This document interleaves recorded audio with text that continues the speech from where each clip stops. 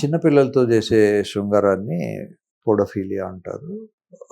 That is a heinous act. అమ్మాయికి వయస్సు లేకుండానే రేప్స్ జరిగినప్పుడు, ఒక్కోసారి అమ్మాయికి మెన్సెస్ స్టార్ట్ కాకముందే రేప్స్ జరుగుతాయి. పాపం విక్టిమ్స్ అంటారు మన వాళ్ళని. సో ప్రెగ్నెన్సీ వచ్చే ఛాన్స్ తక్కువ, కానీ వాళ్లకు టిష్యూ అంతా డ్యామేజ్ అయిపోయి ఒక్కోసారి యూరిన్ కంట్రోల్ తప్పడము, లేదా పార్టీ కంట్రోల్ తప్పడము, లేదా పెద్ద టేర్ ఉండి హీల్ కాకపోవడము, నడిచినప్పుడు ఇబ్బందులు పడడము, ఇవన్నీ జరుగుతుంటాయి. So it's a heinous activity.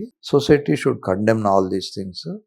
ఎవరికైనా డిజైర్ ఉంటే వీలైతే వైఫ్తో చేసుకోండి, వీలు లేకపోతే దెర్ ఆర్ ప్రాస్టిట్యూట్స్, వాళ్ళ దగ్గరికి వెళ్ళి చేసుకున్నా తప్పులేదు, లేదా మ్యాస్టర్బేట్ చేసుకున్నా తప్పులేదు. కానీ రేప్స్ చేయకూడదు. రేప్స్ చేయడం వల్ల మన శరీరానికి 6-2 నిమిషాలు ఆనందం కలిగితే కలగచ్చు, కానీ తర్వాత 7 years 5 years ఏదో గవర్నమెంట్ లా ప్రకారం వాళ్ళని జైల్లో పెట్టాల్సి వస్తుంది, పరువు పోతుంది. చాలా మంది అమ్మాయిలు ఏంటంటే పాపం విక్టిమ్స్ అయి కూడా చెప్పుకోవడానికి సిగ్గుపడతారు, చెప్పుకోవడానికి భయపడతారు. So society should change. Rape విక్టిమ్ను విక్టిమ్గా చూడాలి. రేప్ చేసిన వాడిని మనం వాడికి స్ట్రిక్ట్ పనిష్మెంట్స్ అవి ఇవ్వాలి. సొసైటీలో వాడిని అబాండన్ చేయాలి.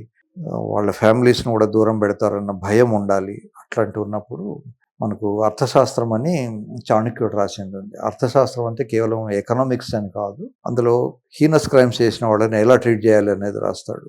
ఆ వ్యక్తినే కాకుండా ఆ వ్యక్తి ఫ్యామిలీ మెంబర్స్ని, లేదా వాడి ఇల్లు కూల్చేయడము, వాడికి సొసైటీలో వాడిని ఇంటికి రానియకపోవడము, ఇట్లాంటివి పెడితే ఆ భయం ఎక్కువ ఉండి ఇట్లాంటి క్రైమ్స్ చేయకుండా ఉంటారు. ఇప్పుడు దురదృష్టవశాత్తు ఏమిటంటే మన దేశంలో క్రైమ్ చేస్తారు, మళ్ళీ బెయిల్ వస్తుంది, మళ్ళీ ఒక్కోసారి క్రైమ్ ప్రూవ్ కాదు, వాళ్ళు బయటకు వస్తారు, లేదా ఆల్రెడీ వాళ్ళకు పనిష్మెంట్ ఇస్తే కూడా పెరోల్ అని బయటకు వస్తారు. కొన్ని లీగల్ ఇష్యూస్ ఉన్నాయి, but slowly we are recovering. Modi గారి హయాంలో ఈ లీగల్ ఇష్యూస్ చాలా వరకు కరెక్ట్ చేయబడ్డవి. మన లాస్ చాలా వరకు ఆ బ్రిటిష్ లాస్ అలాగే ఎగ్జిస్ట్ ఉన్నాయి. కొన్ని వందల లాస్ ఉన్నాయట, అవన్నిటిని కూడా వాళ్ళు స్లోగా తొలగించారు. కనుక it is a progressive society. మనం సొసైటీలో అందరం కూడా ఎమోషన్స్ను అర్థం చేసుకోవాలి, పనిష్మెంట్ స్ట్రిక్ట్గా ఉండాలి, అమ్మాయిలకు రెస్పెక్ట్ ఇవ్వడం నేర్చుకోవాలి. ఒకప్పుడు బ్లాక్ అండ్ వైట్ సినిమాలు ఉన్న టైంలో హీరో అమ్మాయిల్ని ఏడిపించేవాడు, అదొక హీరోయిజం అనుకునేవాళ్ళు.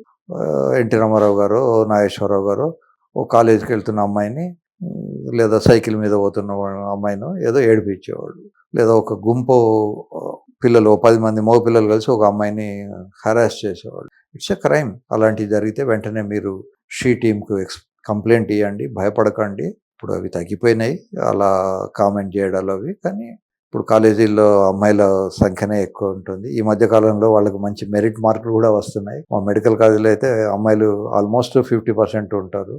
సో ఇది స్లోగా మనం we are accepting the female dominance, accepting the female freedom. But ఇంకా కూడా జరగాల్సింది చాలా ఉంది.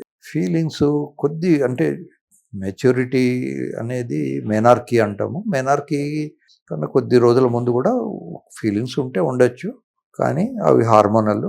వాటిని ఎక్స్‌ప్లాయిట్ చేయకూడదు. వాటికి కూర్చొని ఎక్స్‌ప్లాయిట్ చేయాలి. ముఖ్యంగా మదరు ఫిమేల్ చైల్డ్కు ఎక్స్ప్లెయిన్ చేయాలి, ఫాదరు మేల్ చైల్డ్కి ఎక్స్ప్లెయిన్ చేయాలి. సో ఇదివరకు కంబైన్డ్ ఫ్యామిలీస్ ఉండేవి, కనుక కంబైన్డ్ ఫ్యామిలీలో అత్త, మామ, తర్వాత తాతగారు వీళ్ళందరూ ఉండడం వల్ల ఎవరితో ఎలా బిహేవ్ చేయాలనేది నేర్పుతుంది. ఈ మధ్యకాలంలో అన్ని న్యూక్లియర్ ఫ్యామిలీస్, కనుక బంధువులతో ఎలా బిహేవ్ చేయాలి, మన ఇంటి మెంబర్ కాని వాళ్ళతో వేరే వాళ్ళు ఎవరైనా కనపడితే వాళ్ళతో ఎలా మాట్లాడాలి, వాళ్ళని ఎలా చూడాలి, ఇవన్నీ కూడా తగ్గిపోతున్నాయి.